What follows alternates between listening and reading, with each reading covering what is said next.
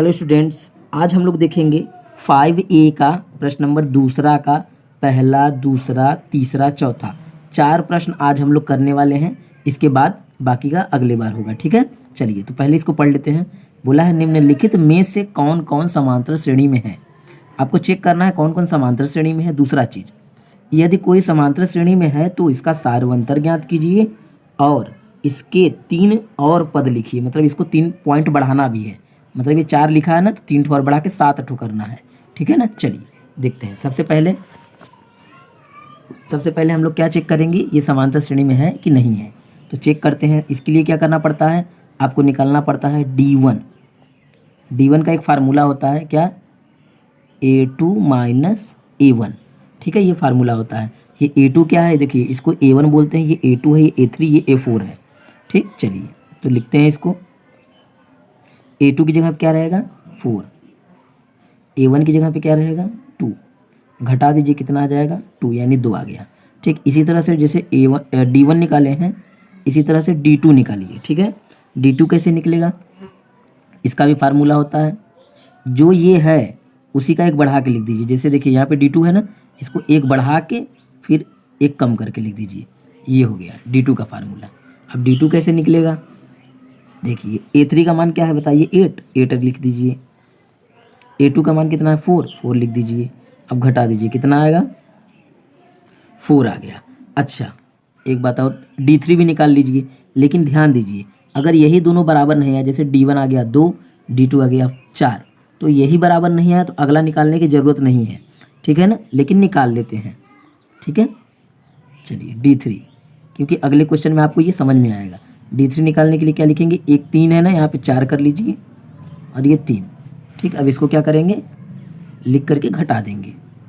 तो A4 का मान कितना है, A4 का मान कितना है 16 और A3 का मान कितना है 8 है। घटा देंगे कितना आ जाएगा, घटाएंगे तो आएगा 8। अच्छा अब बताइए, D1 का मान 2 है, D2 का मान 4 है और D3 का मान 8 है। क्या तीनों बराबर आया, नहीं आया।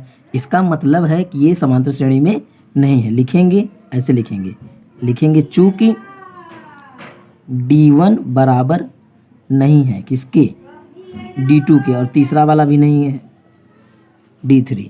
जब ये तीनों हमारा बराबर नहीं है तो हम लिखेंगे अतः यह समांतर श्रेणी में नहीं है। बस हो गया, ठीक है। क्योंकि ये नहीं था तो आगे का हमको करना ही नहीं है, रहता तो कुछ करना पड़ता। चलिए आइए दूसरा देखते हैं।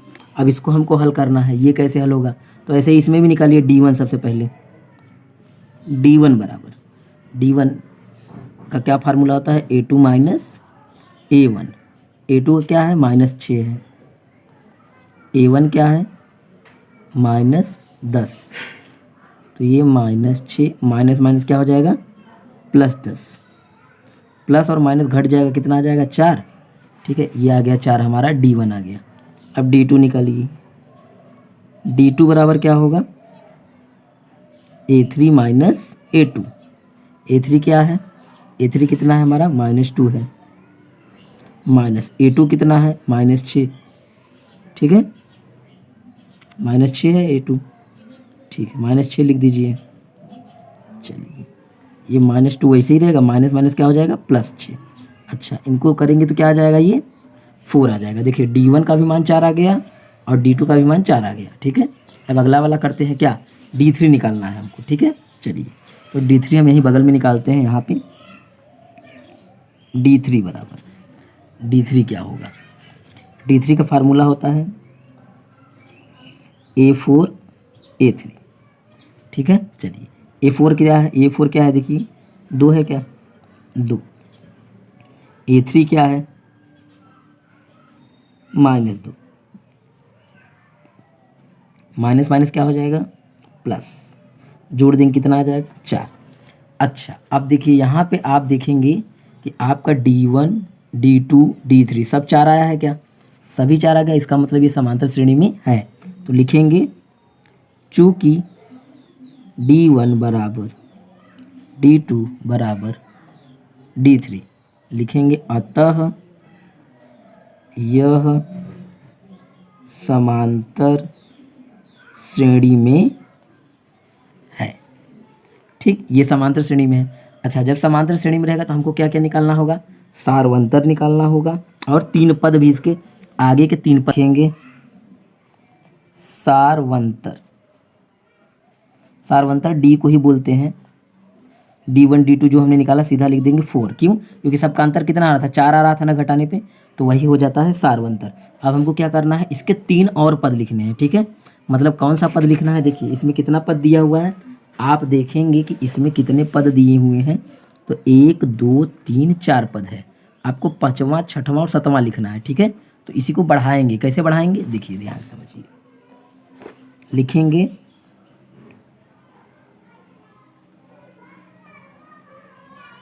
5वां पद, 5वां पद, या इसी को बोल सकते हैं A5 बराबर शॉर्टकट में। ठीक है, A5। तो इसी में क्या करेंगे हम?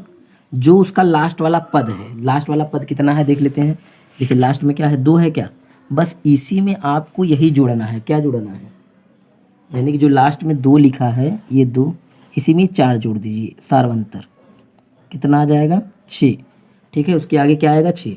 फिर इसके बाद क्या निकालेंगे? A5 हो गया ना, A6, A6 शॉर्टकट में हम लिख दे रहे हैं, ऐसे ही लिख लीजिएगा। फिर इसमें जोड़ दीजिए 4, जो आंसर आएगा उसमें 4 कितना आएगा? 10।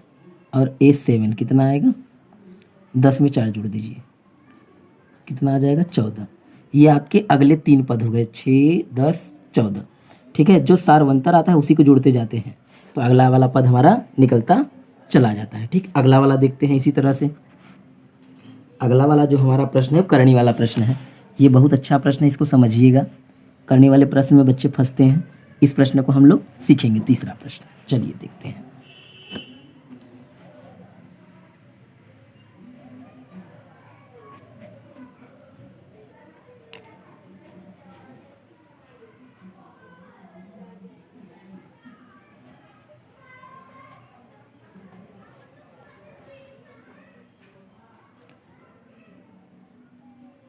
तीन प्लस 2 करणी में 2, 3 + 3 करणी में 2।